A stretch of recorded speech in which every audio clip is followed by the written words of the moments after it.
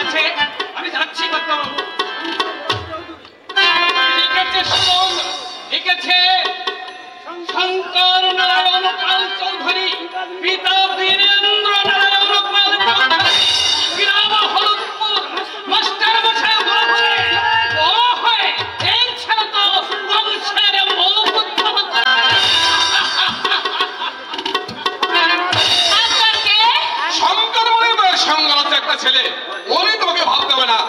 বাড়িটা তোমার পছন্দ হয়েছে তো? সাবেকে আমলের বাড়ি। হ্যাঁ না মানে ওকে আমি তোমার কাছে ঘেঁষতেই দেবো না, রামের কাছে।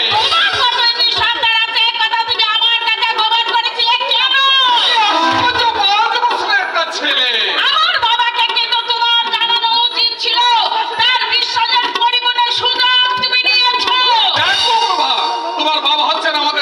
উকিল, আমি ভেবেছিলাম যে তিনি হয়তো আমার সমস্ত খবর রাখেন।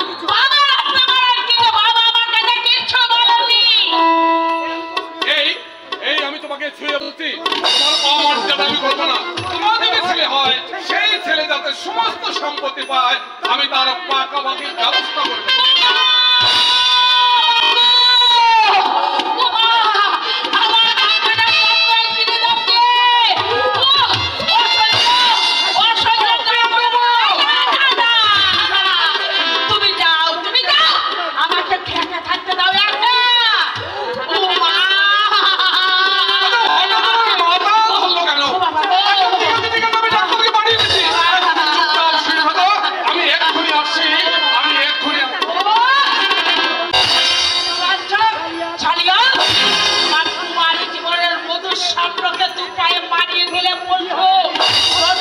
বিয়ে হবে আমি স্বপ্ন